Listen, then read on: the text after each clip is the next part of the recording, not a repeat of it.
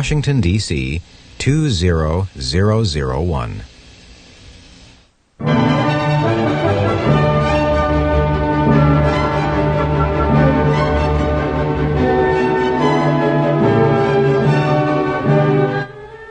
For many years, the Kurdish people who inhabit the northern provinces of Iraq have sought independence. There have been violent clashes over the years with the Baghdad government, resulting in the gassing of Kurdish civilians ordered several years ago by President Saddam Hussein.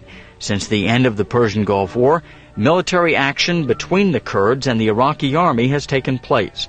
The superior firepower of the Iraqi forces recently has driven the Kurds into the mountains in the northern reaches of the country.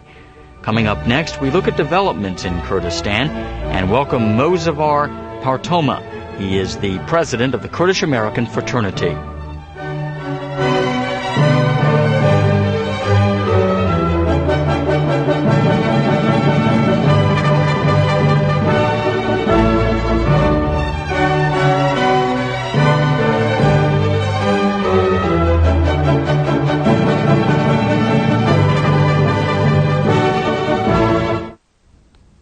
Mozaffar Partoma, the president of the Kurdish American Fraternity here in Washington. Should the U.S. get directly involved in the Kurds' rebellion against Iraq? First of all, let me begin by saying that I seek refuge in Allah from the temptations of the soul, and I pray that I will be well understood in what I am about to say about the Kurdish case. In direct response to your question, I have a formula that I would like to propose tonight to your audience regarding how the United States should get involved and should behave in response to the crises that are plaguing the Kurds right now. My formula is that since the non-interference in the affairs of a country is a principle that every nation has subscribed to, we do not want the United States to get directly involved in the affairs of Iraq. However, since the Kurdish tragedy is going on for third or fourth time in the recent history, in order to stop its recurrence, I propose that the United States should initiate discussion of the issue in the United Nations. When the United States proposes and actively supports resolutions regarding the fate of the Kurds in the United Nations, it will go very civilized way. It will not be construed as the internal affair mingling, and it will not be taken against the United States, and the United States forces will not be directly involved. It will be something that, to the advantage of the Kurds, it will be discussed in the United Nations, and all the nations concerned about Kurds will have a chance to speak up and to propose their solutions to the problem. This is a human problem. This is a tragedy that no one should allow. And therefore, I call on your viewers, and I call on my fellow countrymen, the citizens of this great nation, to write to their congressman and to write to President Bush, urging him and encouraging him to take this course of action, because I believe this is a civilized course of action, and we do not want this tragedy to continue and to make another recurrence at some other time. Even at this time, the magnitude of it is so great that everybody is in shock that how such a great nation that went to the support of Kuwait, which is only a population of 2 million people, with all its might and all its forces, in addition to the forces of the world nations, how they are abandoning the Kurds in such a fashion. This is not swallowable, this is not reasonable, and therefore I'd like to propose that an immediate resolution be submitted to the United Nations. We, the Kurds, do not have right now any access to the United Nations, because neither as a non-governmental organization nor as a political organization that would represent the interests of the Kurds, we are not allowed to go into the United Nations. However, a country like the United States, we beg them and we call upon them, and we call upon the people of this state to rise up and to do it in that fashion, because I think that is a proper way of handling the issue through the United Nations. This is my solution to the problem. And for the next 35 minutes or so, we will try to put the events in Kurdistan into perspective, particularly the events which have taken place over the last 24 to 48 hours. In addition, I want to point out that we will be showing you some photographs and newspaper headlines. I warn you that some of the photographs are sensitive, but we will be dealing with all that has been going on. We will also welcome your phone calls in the next few minutes. Our guest is Mozaffar Partoma. He is the president of the Kurdish American Fraternity, and he is a graduate of the University of Wisconsin in Madison, both his undergraduate, graduate, and your PhD. You are also a physicist at Nassau County and currently at the Nassau County Medical Center, and born in Iran. Yes, I was born in Kurdistan of Iran. Where does the name Kurds come from? The name Kurds go back to ancient history. The books of Greek travelers have recorded our nation as Kurdukh, or Kurds have been taken from that word, Kurdukh. And this comes from very ancient books of Greek travelers and other people who have gone to the land. And these people have existed, as I stated in the previous interview that I had on C-SPAN on August 22. These people have existed on those mountains, the Zakros Mountains, ever since the Ark of Noah landed and people regenerated after the Ark. So we have stayed in our homeland ever since then, and we have struggled. We have not been an empire builder like other people, like Romans and Greeks and Persians. However, we have stayed in our homeland, and we have been peaceful people. We have only maintained kind of defending our honor and our home. Of course, it has not been easy, especially in the recent 70, 80 years. It has been very tough for the Kurds. This morning's Washington Times, the headline, Bush again urges the ouster of Saddam, and then on the upper fold, Kurds walk road to ruin, and a question, where is Bush? Your reaction? My reaction is that Mr. Bush, even though he took a very decisive action in case of Kuwait, and we all supported him in that, and we all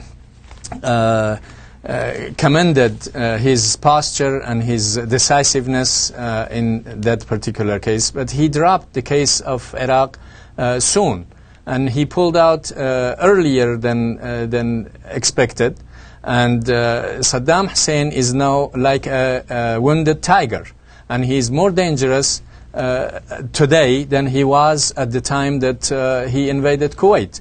And so people who have been left without any support, we do not understand how President Bush really sleeps easy at night, leaving these people, their children, their elderly, their wives, their men and women, all on the mountain, on the cold mountain, which is right now snow. Snows are just beginning to melt. It's a very cold mountain, and they have all come out begging for help. How can he not help them? This is what we don't understand. So in order for him not to be embarrassed, we know that countries like Turkey, for example, are pressurizing him, and they are putting demands on President Bush not to get involved, because Turkey is concerned or worried that the Kurdish population in Turkey would also uprise and so on. And so they have put pressure on President Bush not to get involved. And we know that the coming of President Özal of Turkey to this country and talking to President Bush has changed his tone completely. But we like President Bush to go back to his senses and to really analyze the issue and come out with a course of action that is both humanitarian and politically acceptable. This course of action that he is taking right now is neither humanitarian-wise nor politically acceptable. He has left the country at the mercy of Saddam Hussein, and he knows that if the people were able to dislodge Saddam Hussein, they would have done it before he went into Kuwait. They would have done it during the time that he was in Kuwait and the world was demanding him to get out.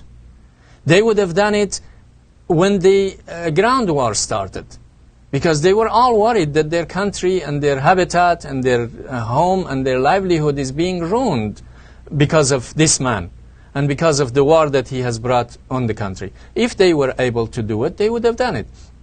President Bush wants an army general, for example, to make an uprising, make a coup d'etat, and dislodge Saddam Hussein. I want to offer as a friendly proposal that this is impossible, because the army men in Iraq are the most well-fed people of Iraq.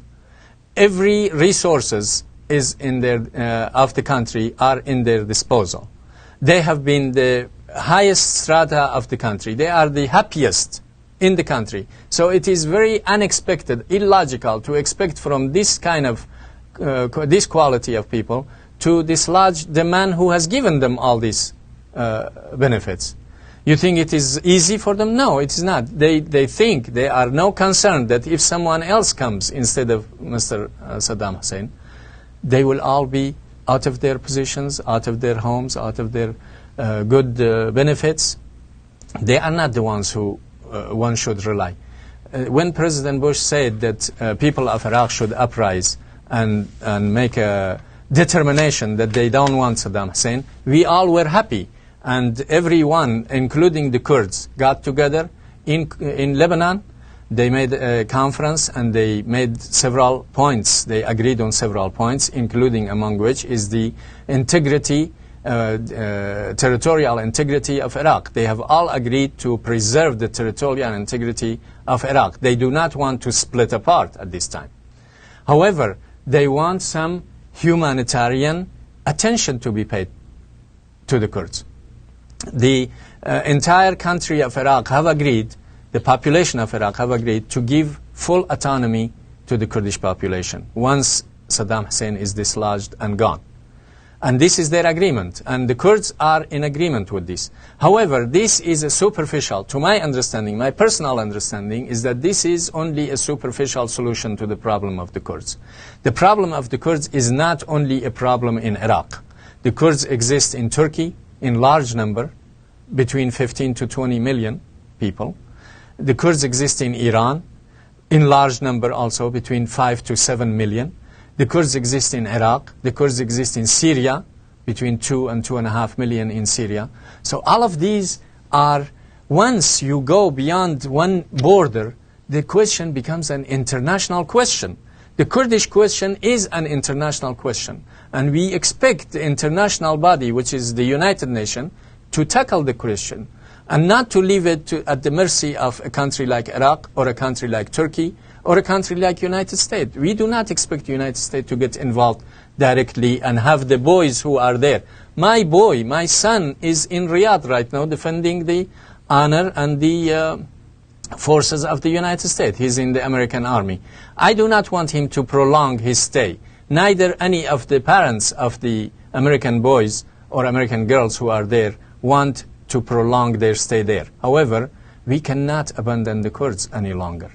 So the best solution, I go back to my proposal, is to discuss the question of the Kurds in the United Nations.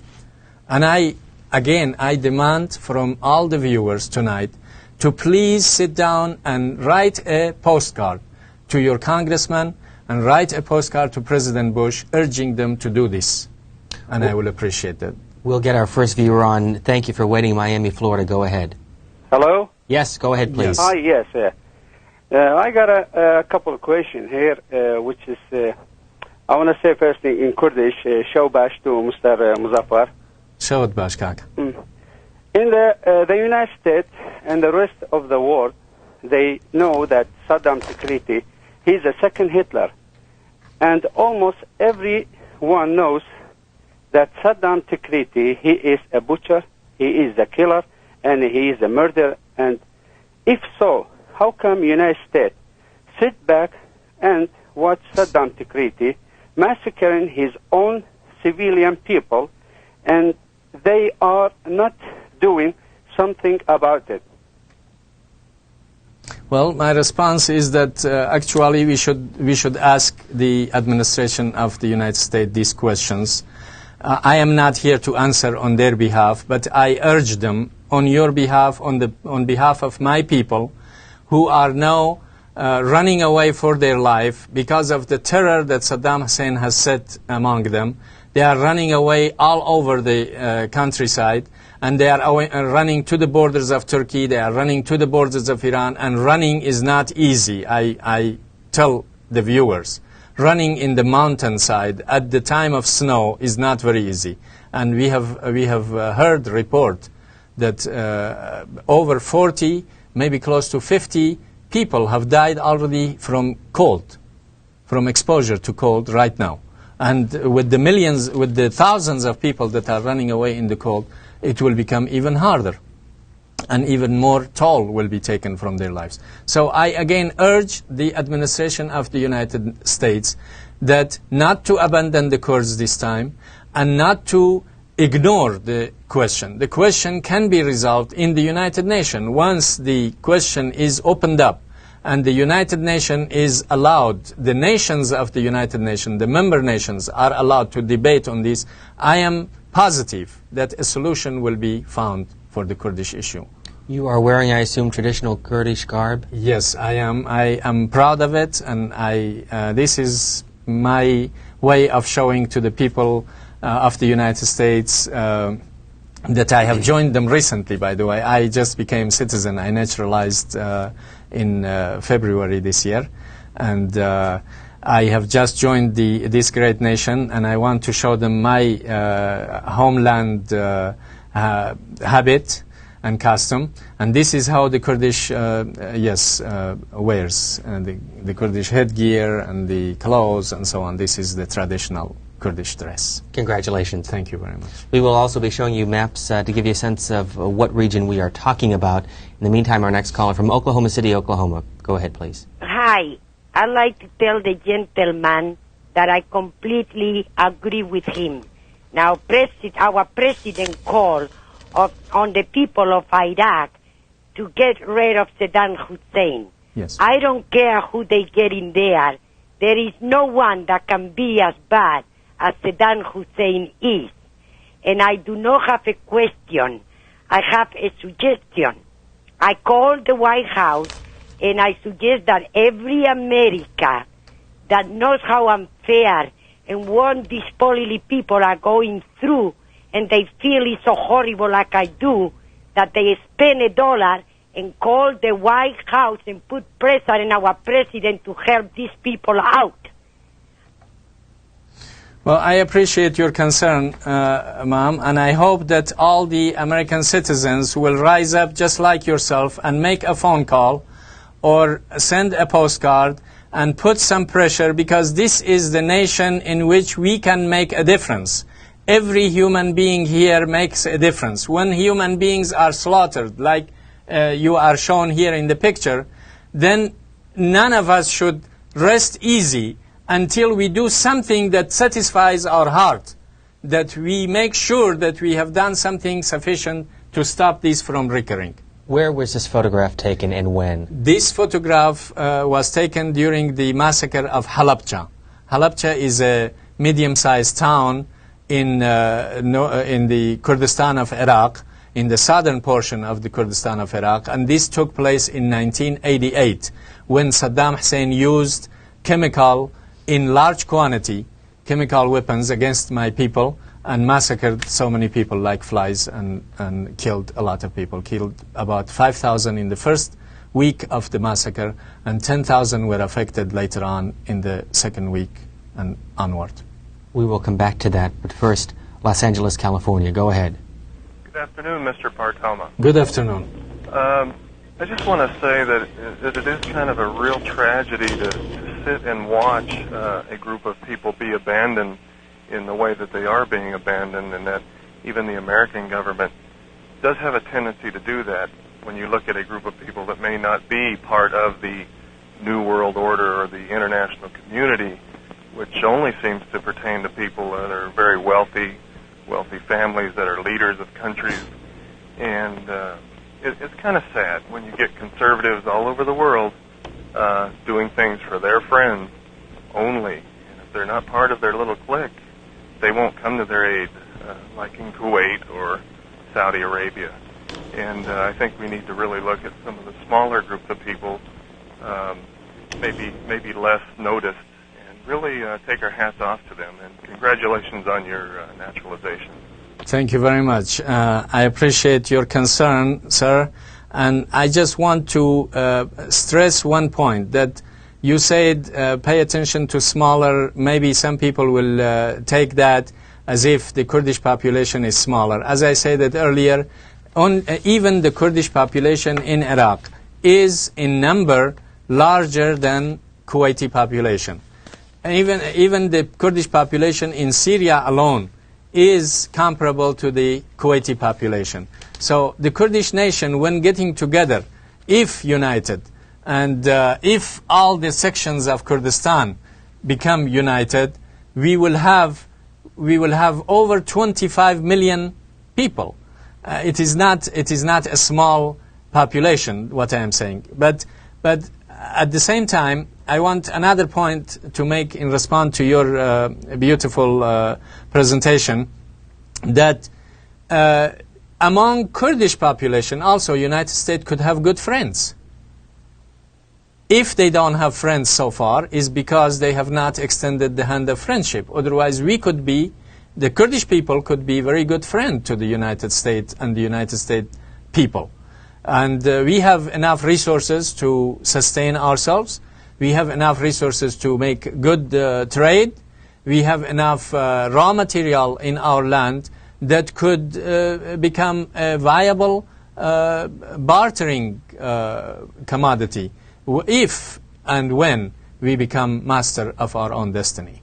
We're going to show up a map. I wonder if you can describe to us what area involves Kurdistan. Sure. You want to show the map, or you want me to We'll put the map up on the screen. If you can Okay. just describe to us what we'll be looking at. Okay, you will be looking at a region that is roughly marked out as the mainland Kurdistan. This mainland Kurdistan is divided among 5 nations. The largest part of it is in the northwest part, and that is currently administered by Ankara, by Turkey. The next largest portion is administered by Iran, Islamic Republic of Iran. Then the next largest section is the north of Iraq, if I may point. This is the north part of Iraq. And then there are sections in Syria. And then there is a crescent, a small crescent section in the Soviet Union, to be exact, the Soviet Armenia. And the city of Yerevan is a Kurdish city.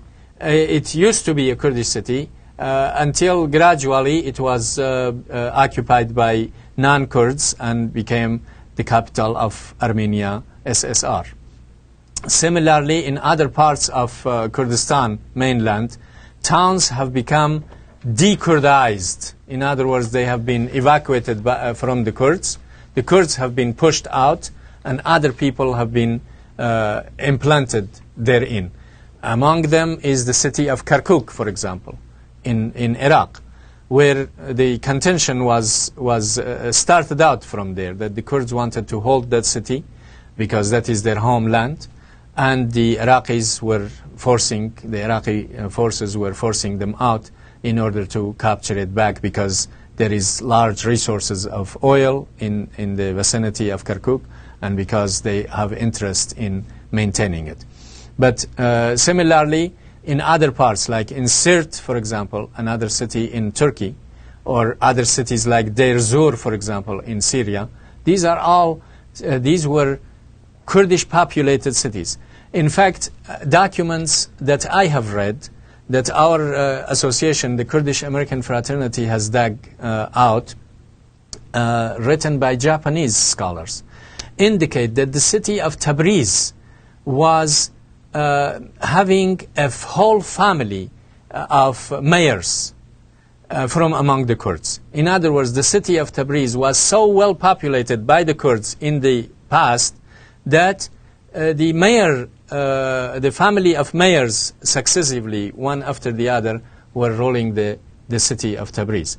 So these kind of cities, which now is located outside the mainland Kurdistan, were previously part of Kurdistan.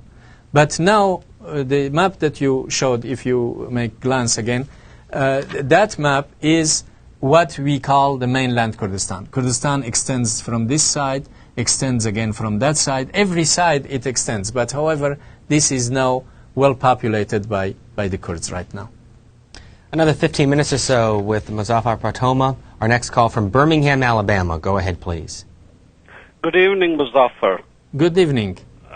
I have great sympathy for the Kurd people, really great sympathy. Thank you. And I have noticed how much they have suffered. My question here is, why do you think there is a need for creation of Kurdistan as a nation? If we do that, there will be creation of Sikhistan in India and Balochistan in somewhere in Pakistan. Why would you not settle for proper representation in the Iraqi government rather than to have a separate country? How strong is it going to be? Don't you think that since there are Christians living in Turkey and one time it was Constantinople and we should create a small country, Byzantium, there within Turkey? Well, my response to that is that the Kurds have been most willing, and they have proven this willingness in the past 70 or 80 years, ever since the Ottoman Empire was dismantled. And the Ottoman Empire was chopped up and divided and given to families to rule or given to people to rule or whatever. Ever since then, the Kurds have been hopeful that eventually they will be finding a formula and they will be finding a way of coexistence with their neighbors. And they have been very patient and they have sustained themselves on their homeland only asking for autonomy. Up to this moment, the Kurdish demand has been concentrated on autonomy in all the regions of Kurdistan. Autonomy in Kurdistan of Iraq, within the democracy of Iraq, autonomy in Kurdistan of Iran, within the country of Iran, autonomy here, autonomy there. They have not asked for an independent state. But however, since things are going from bad to worse, I personally have come to realization and to conviction that with these kind of neighbors that we have, unfortunately, we will not be able to survive. And our culture is becoming extinct. And we are at risk of complete genocide and massacre and wipeout. And because of that, then we have begun thinking, and I have personally become convinced that no solution would be a fair solution to the Kurdish issue if it does not include independence for the Kurds. But if it does include independence for the Kurds, I assure from my side that everyone will benefit from it. How? For example, the Turkish government, as an example, or the Iraqi government as another example. Yearly, annually, they spend millions of dollars to suppress the Kurds. Millions of dollars just to suppress the Kurds and to keep them backward and to keep them uneducated and to keep them ignorant and to keep them in their homes so that they would not come into the society and demand their rights. So, but when the Kurds become independent, they will have all this money saved for the development of their own section. We will move on to Slidell, Louisiana. Good evening, and go ahead with your question, please. After the war with Iraq, President Bush urged the people of Iraq to rise up and overthrow Saddam Hussein. Correct. Now that there is civil war in Iraq, the United States is again backing down, as we did in after Vietnam, in helping the people once we said we would support them. How much credibility do you think the United States will lose in the world if we continue to abandon the people of Iraq? A great deal. I believe the United States will lose a great deal by this kind of behavior. I believe that when President Bush demanded or called upon the people of Iraq to rise up, his call was a logical call. His call was a fair call. that it is up to those people to rise up and to demonstrate that they do not want Saddam Hussein. But they did rise up. They rose up in south of Iraq. They rose up in the north of Iraq. They even controlled the cities of the north of Iraq, showing that they do not want Saddam Hussein. They want their own finger in the activities, and they want their own say in the running of the affairs. How else could they show? They came out with their women and children. They came out and they put themselves in front of the tanks. They put themselves in front of the helicopters. And by the way, if it was not for the use of the air power in the north, the Kurdistan would not have been crushed so quickly. We'll show you more headlines from the day's papers and take our next call from Irvine, California. Go ahead, please. I want to apologize to the gentleman for the cowardly action our government has taken, and I'd like to remind the citizens that we heard for 7 months that this was a moral and just war. Saddam Hussein was Hitler. And it was a moral and just war. The President encouraged everybody in Iraq to rise up and throw Saddam out. Now the President is saying the military should rise up and throw Saddam out. I just can't understand this logic. The military is the ones that are slaughtering the people in Iraq. I agree with you fully, and I appreciate your sympathy, and I appreciate that you are apologizing on behalf of others. I hope that others also realize, my other fellow countrymen will realize that the Kurds are human beings, and the Kurds' lives are just like everybody else's life. Their children are just like anybody else's children. When they are cut, they bleed just like we bleed here. So I hope that they realize that these human beings cannot be abandoned and should not be abandoned. The reason that President Bush has changed his mind is the pressure that President Özal of Turkey has put on him. And I want to demand here on President Özal and whoever is supporting President Özal to abandon this kind of behavior and to come to the side of the people and to come to his senses. If the Kurds gain an upper hand in their own homeland, they will be good friends with the Turks, they will be good friends with the Persians, they will be good friends with the Arabs. There will not be any more bloodshed. Everybody will be able to maintain themselves in their own homes. There will be flourishing of culture and of our commodities, exchange of commodities and trades and education and literacy and so on and so forth. Let us concentrate on these positive points. Let us not concentrate on what has taken place in the past. We have been deceived by many forces, by Ataturk to begin with, then by the rulers of Iraq. Every successive ruler who have come in Iraq have first made promises to the Kurds. As soon as they have taken grip on the country, they have abandoned it. On the formula that Ataturk did, Ataturk has done the same thing. Let us abandon these old habits. Let us come to our senses and let us solve the problem, which is a human problem. If Kurds are killed today, it will be Turks tomorrow, and it will be Persians the day after tomorrow, and it may be Arabs the next day. So let us maintain ourselves, let us control ourselves, and let us be friends rather than enemies of each other. Another 8 minutes with our guest. Our next call tonight from Savannah, Georgia. Good evening, and go ahead with your comment, please. Yeah, well, the reason they're not getting any help is because in this country, the people in power, they simply worship the almighty dollar, and the Kurds don't have it. Therefore, they will get no help. But the Kurds have a lot of resources. The Kurds, if becoming master of their own destiny, and if becoming master of their own land, our land is very rich. When you compare it to the desert surrounding us, such as south of Iraq, such as the deserts of south of Syria, such as the deserts of east of Jordan, for example. When you compare it to those lands, Kurdistan is a very rich land. We can produce a lot of food stuff.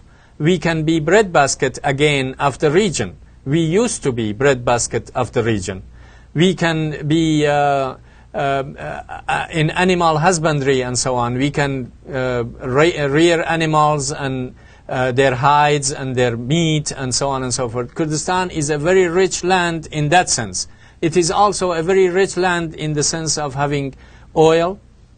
Petroleum has been excavated in many cities of Kurdistan, including Shahabad of Iran, which they call it now Islamabad, including the Kermanshah oil fields, including the Kirkuk oil fields, Sirt oil fields in Syria. All of these oil fields are being excavated, but we, the Kurds, are prevented from even using the revenues from it. Because we do not have a say, we do not have a representation in those governments. How could people that call themselves civilized nations, how could people in the United Nations, how could people of the United States allow this thing to continue? I just don't understand. So I just want to again appeal to your senses to please sit down and write a postcard to your congressman so that they would initiate a resolution in the United Nations to take care of the Kurds. Providence, Rhode Island. Go ahead, please.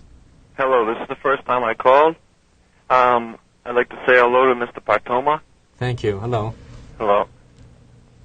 Okay, my question is, was Kurdistan ever a country before the Ottoman Empire, maybe? Kurdistan was always administered by its own principalities. It was more like the old Greek, that every city had a state of its own. We had city-states.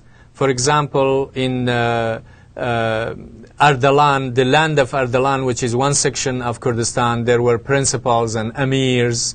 In the land of, for example, Bitlis, there were emirs. But these were not, as I said, an empire builders. And therefore, we have not had a country so united, except at the time of the Ayyubis. Ayyubi dynasty, which were Muslim rulers, and they were trying to re-establish the domination of Islam over the region. Kurdistan were united during that time, was united under their rule. And their rule extended over Kurdistan mainland, it extended over Syria, it extended over Egypt, and it went as far down as Sudan.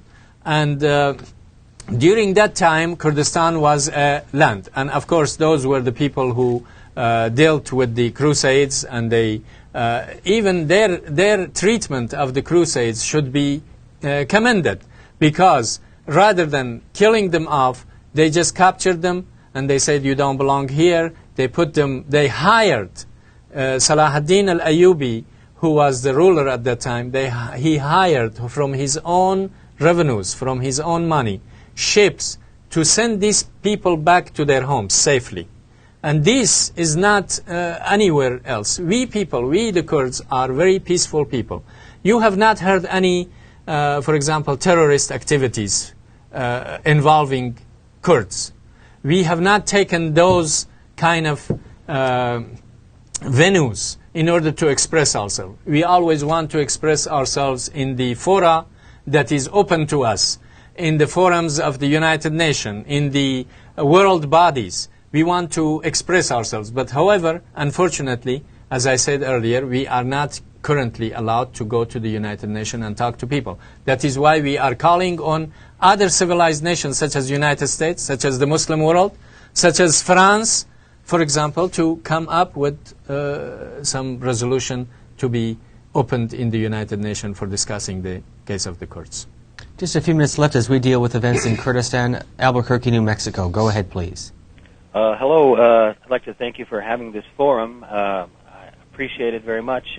I wanted to mention the fact that I, too, am embarrassed by our President's conduct, which I consider to be very cowardly and misleading. And I hope you will write to him. I will write to him and thank him for making this clear. Thank you. I must point out, though, that especially in America, when the people lead, the politicians will follow. In fact, they will go to the head of the mass and pretend to be leading themselves.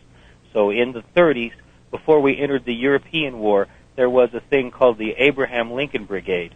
that fought against the dictator Franco. In the 40s, before we entered the Pacific theater, there was the American Flying Tigers that fought against the Japanese emperors. Sir, do you have a question? Be willing to help organize an American volunteer organization to put a U.S. presence in Kurdistan that might force and embarrass our government into acting in a humanitarian manner. I certainly hope that people like yourself and those who share these sentiments will do something and will not just sit home and let the thing go by and let this tragedy and this calamity escalate into higher magnitude. Right now, of course, we need humanitarian help to go and rush into the scene because up to 3 million people have been dislodged from their homes. And they are all lining up on the borders, some of them trying to enter Turkey, some of them trying to enter Iran. Iran has said that they will be willing to house them if international help goes to them.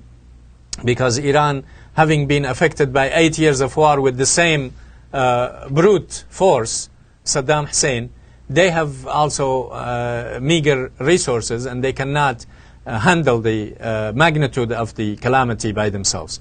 So I call on all the nations of the world, including the United Nations, which I have accepted to become part of it and to reside in it, to please rush into the scene and give every humanitarian assistance, but that would not be the solution to our case. The solution to our case must be discussed in the United Nations again. Mozaffar Partomo, we thank you for your time and we appreciate your insight on this subject. Good being with you. Thank you very much. I appreciate that you give me this opportunity to talk to my people. Thank you. And when we come back, we will continue our discussion on the Mideast with the situation in Israel and its role in the road to peace. We'll be right back.